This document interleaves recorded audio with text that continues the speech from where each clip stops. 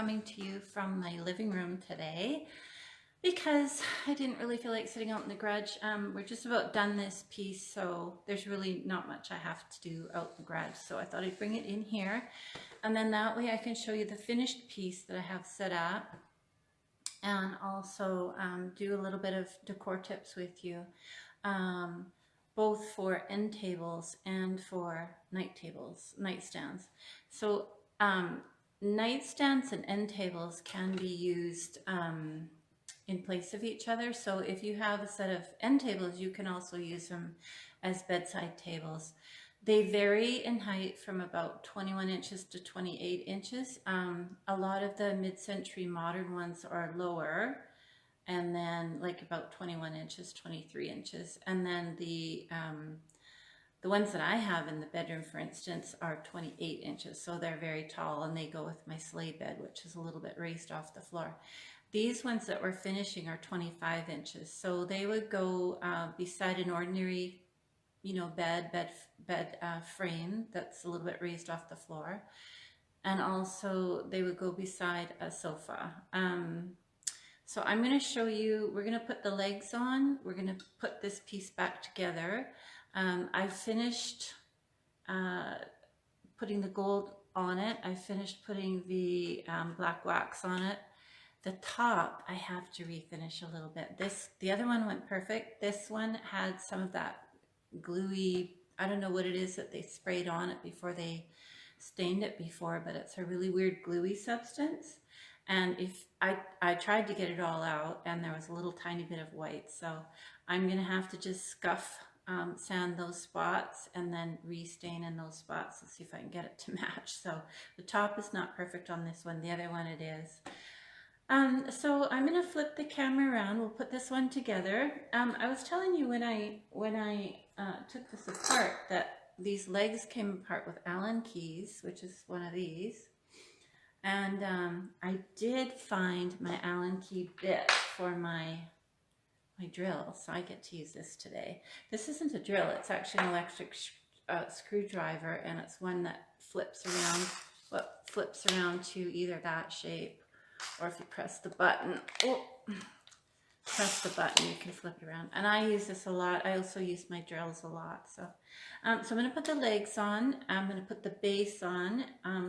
The feet I have painted, stained, or black waxed, and then I've also put a little bit of gold on it. So having done these in pieces, so I've done the legs separate, I've done the top separate, I've done the feet separate, I've done the base separate.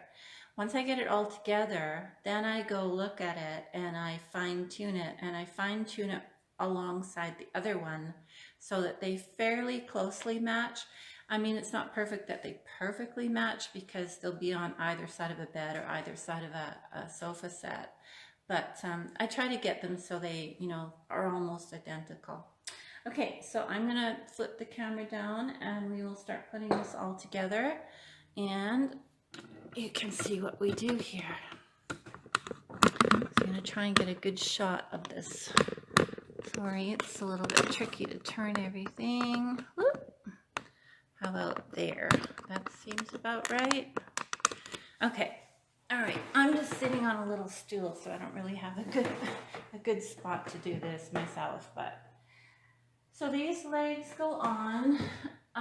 These are just the bolt holes for them, and of course I take the Allen screws. So we're going to set the leg on, so it just sits on that rest.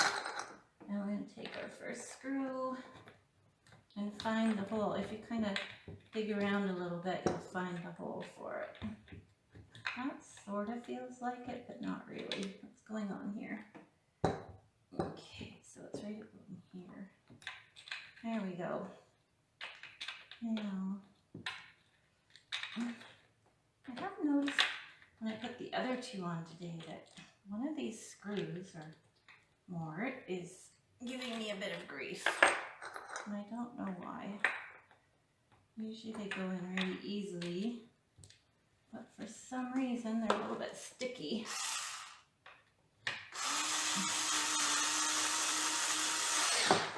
Okay, so that's one. and my bit always seems to want to come out, but can you see what I'm doing here? Yeah, okay. It's hard to know because I can't really look at my phone to see what's going on up there. Now this one also is sticky. I have no idea what is going on with these screws. It's very weird. Very, very weird indeed. This one works.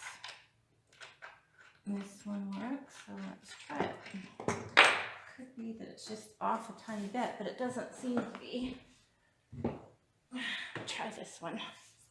See what happens here. It's probably that I have the screw just not sitting exactly right in the hole. These are the kind of screws that go into a metal sleeve or whatever they call it. I don't even really know what you'd call it, but they're a metal piece that the screws go right into. Well, this one's also doing the same thing, and I don't get it. There we go.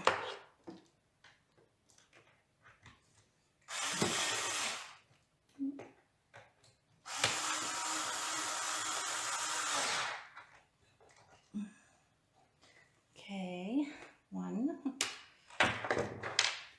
Now get the thing out. Oh, Lordy. You know, some days things don't go very well at all, and other days things go really well. So it's just a matter of, I don't know.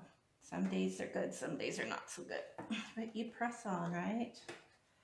Come on out of there. You silly thing. So I'm going to put this on. See if I can pull it out. Yeah, there we go.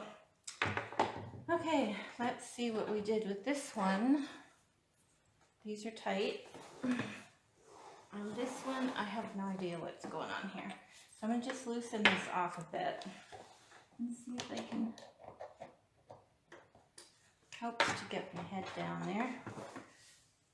So I'm loosening that off a tiny little bit. Let's see if we can get this one in here a little better. It's almost like the screw is stripped and I don't, oh, there we go. If I press it and I think it's not going in and it's not hitting the threads properly, if I push my luck, it'll just strip the threads. And if the threads get stripped, then you're in a whole heap of trouble. So you don't want to strip your threads. Now I'll probably go back after and just put a little tiny bit of paint on anywhere that I think it needs it a little bit. You could also paint this area. So it just needs a tiny little bit, just a tiny little skiff, but you don't have to. Most people don't paint the undersides of anything. So let's see, is that this leg is still loose, so I'm gonna scoot over here, see if I can get this one on. Let's see what the problem is, because this was another one that was giving me grief. Oh, see, I tried again and it goes perfectly, so that's good.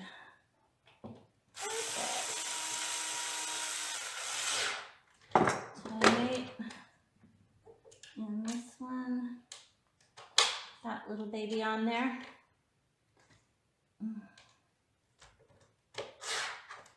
Okay, nothing like hanging upside down like a bat for half an hour to get your blood rushing through your face, but okay, so those legs are on tight. Maybe not. Let's tighten it. One thing you do want to make sure is that everything is super tight, because you don't want anything wobbly, especially if you're doing this to sell. Like if you had a customer or you had a client that you were doing this for, you want it to be really good. So okay, put that away. The next to go on is the base goes back on. So this base sits up here, and I'm going to move this up a tiny little bit. Okay, don't mind my messy house. So these button feet get screwed on. So they're very quick. It's just finding the first one. And I would move it around like so, and I think that's it. Oops. Really tight. Now, if you had one that was kind of stripped out, say it was in just wood and not one of these metal sheaths that it's going into, you would just add a tiny little bit of glue on the underside, just a tiny little bit. That would hold it. So I'm going to go to the opposite corner here, and I'm going to find this hole, which is right there, and tighten that. Oh, nice and tight. And then I'm going to not be able to see this one. So this one's not, I'm going to move you back here. This one is not finding its sheath, or the, I don't know what they call it, if anybody out there knows what you call that thing. So what I have to do is I have to pull the leg around until I find it, because, oh, we're very close, I think. Eventually it's gonna hit, but it's really hard to see this one. So let's take this one off. And these things sometimes go perfectly and sometimes they really don't. So that loosens it enough that I can see what's going on down here. And we're way off. Way off. Somewhere right about in there. Okay, come on. Seriously. Come on. Like I had it. These are really tricky little things, you know? I know they go in quite a way. Oh. Is that it? Okay. Good grief. That is hard. Oh, Lordy. Now this one wants to go way over here somewhere. Okay.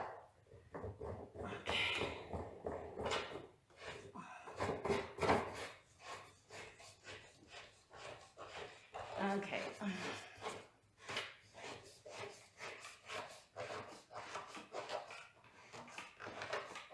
Nice and tight. Everything tight. When I bought this, the feet were loose, the legs were loose. The lady had no idea why, but it was just because all of her her bun feet were loose, and also her Allen, she didn't know where the Allen key was to tighten the legs, so it was really super wobbly, really not ideal. So this one I'm looking straight down, which is also the best way to do it when you're not tired and not thinking. Put that one on. Okay. So I am going to flip the camera around now. That's all together. So I'm going to flip the camera around to the one that's finished. And then we're going to put this one down beside it. So here we go.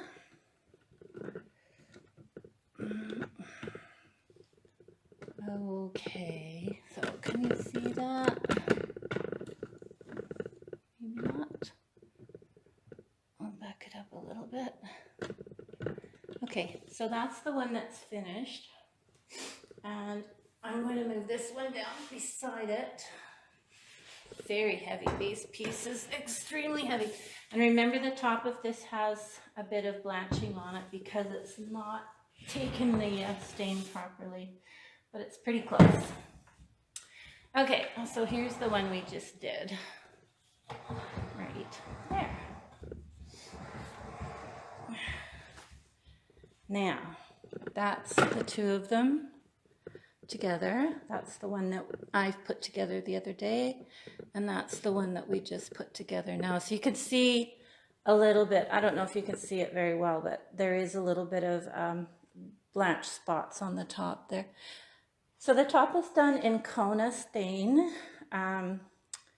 It has had some distressing done on the sides, and then it's had black wax I'll also put on there. So if I compare these two, right now I can see that, oh, there we go, that this one is quite a lot lighter. So as I was saying the other day about wax, that if you have wax on something and you don't like it, you can take clear wax and erase it, because the clear wax will act as your eraser. So let's see if I take a little bit of clear wax here, just on my wax brush. This is a natural bristle brush, and if I use a little bit here, I mean, this wax has dried a few hours, so it might not work, but it should. And see if I can take some of this off. So there you can see I can take it off to match this one, pretty much. This is distressing, some of this is distressing, some of it's the black wax. So then I would do here, over on this side, to take some of it off. So you would go along and you would just, and the wiggly part is probably my floor, not the piece. You would just go along and just match it up as well as you could, and use the clear wax to take off any of the black wax that you didn't like. If there was any paint touch-ups, I would do the paint touch-ups as well. So this one, I did a lot of wax on the bottom, antiquing wax, so it's a fair bit darker. I'm going to turn my light on so maybe you can see it a little bit better. There. So down at the bottom here, there's quite a bit of dark wax in there. And on this one, I didn't do it to show you the difference in how it would look. And I actually think I like this one a little bit better, as far as the bottom part being a little bit whiter. So these have a very, trying to get this one in my camera lens. These have a very French country look, and that was the look I was going for. If you find an inspiration picture on Pinterest or something like that, the technique that I showed you in this video will easily create a French country look, and that's what the French country look is. So it has, you could either do the top in stain or paint. You could paint the top if you wanted to as well. It has distressing, where the paint is taken off. It has black wax. It has gold on the legs and on the embellishments. I think you can see that gold pretty good. So I'm going to show you a couple of tips about French country decor, because when you do a piece like this and you put it in the wrong type of decor, it just doesn't look right. Sorry about my red face, that's what hanging upside down, bolting things together does. So French country decor, like I said before, is, and if you didn't catch it, go back and watch my other videos on the subject. There's the first video in this series is about a little bit about the decor, but a lot of pale yellows, pale blue, pale green, off-white, which is what this is, chocolate. So the woods would be chocolate or natural wood, a lot of natural wood. Some barnwood style a little bit, but it's kind of based around natural wood and really light colors. So not pure pastels, but faded pastels. And the faded pastels, I'll show you. I brought an example. I brought a bunch of junk out, so I'm going to show you some stuff that might go with it. So this container has muted colors. So there's muted yellow, muted white, there's a little bit of a brighter yellow, muted brown, the duck egg blue, which is a muted blue color, this blue green, which is a muted blue color, muted red, muted orange. So you see it's a color that's been faded out a little bit, and that's so classic of French country. So this would be perfect. This is just a little container, but it would be perfect French country colors. See that? So it's pastel, but it's faded out, or it's antique looking or old looking. So for instance here, if I were to use this in a living room, I might take this away because this is more of a bedroom piece. And a lamp for this table, since it's so tall, you don't need a tall table lamp. This is just one I found at a thrift store for staging, but this lamp would be about the right height, because if I was sitting on a couch, I would want the light to be about my shoulder level, so that when you're reading, the light is on your lap or on your book. You could go a tiny little bit taller, but I wouldn't go too much taller. A nice antique look, or brown, an off-white shade. There's so many different things. You could do black. Black would look really good with it. This is a vase that has really old antique looking patina to it. It's not real, of course. This is an off-white, a little bit dusty. This is a rose color that's muted. It's been antique looking. These petals are very soft and muted. So it's got perfect colors for a French country look. So you might put something like that on your end table. I was trying to find a candle and I didn't find a candle, but you might also put something like a little decorative vase, a clock, or a stack of books, or you might put something like a picture on your living room table. When you do decor for an end table or a night table, try to do 3s or 5s. 1s, 3s, or 5s. So this is 3, and you also want, excuse me, you also want to do varying heights. So there's tall, mid-range, and low, always. Okay, so this is my tall in this case, but if I took the lamp away and I kept the, and you always want a lamp on your living room tables, by the way. If I took the lamp away and I use, this is my tall, and this is my medium, and this is my mid-range. The color isn't exactly perfect, but it would go. Let's see, you could use florals. So these again, this is a very muted blue. This would look really pretty with this table. This is a very muted soft pink, very classic of French country. That would also go very beautiful with this table. So you can see how the off-whites and a little bit of browns and a little bit of golds are just match up so perfectly with these really soft colors. I just think they're so pretty. You could do a whole bedroom set around these. A white duvet with, you know, some pillows with these colors in them, the pinks and the burgundies.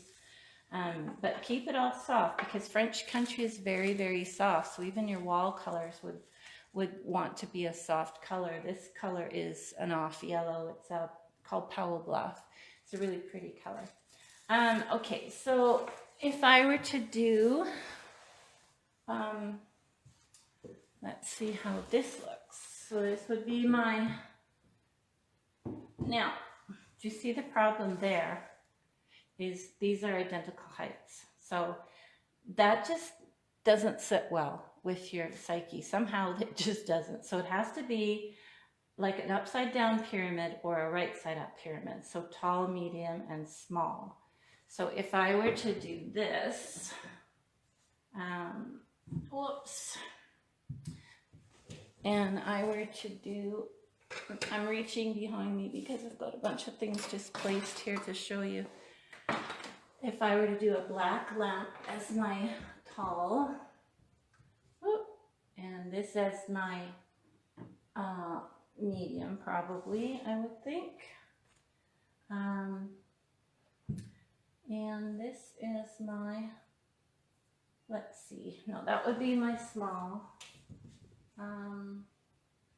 This is too small. So that could also work, although I don't think you'd want a candle on your night table, but if you put it back here, a couple of these, if I can find them, whoops, like that. There, you've got tall, medium, small.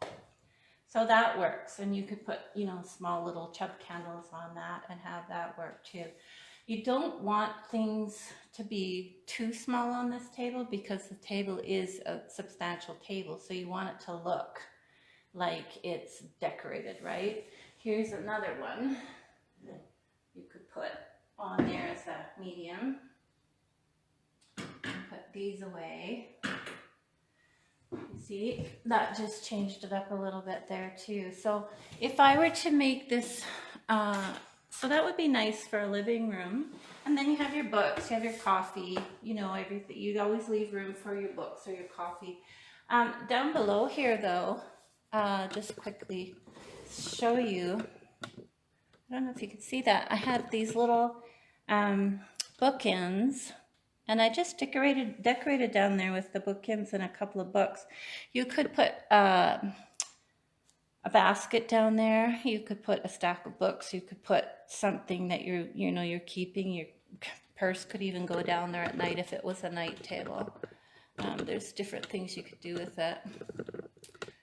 And so if this was a night table, I might want something like, the candle could probably go away. But I might want to keep some florals and then put a little tray out.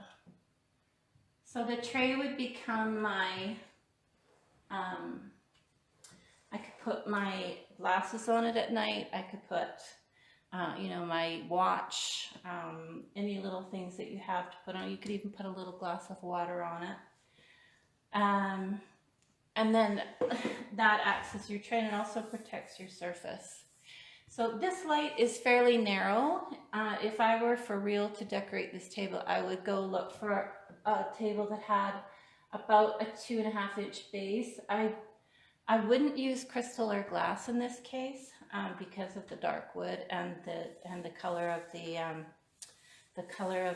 finish, because I just think it would be too much the opposite type direction. I'll show you what the wrong color looks like. So if you went and got something like that, now you can see that that white is a totally stark difference from this white. This is an off-white with a little bit of a yellow hue to it. The flowers are pretty, but if it was in a different container,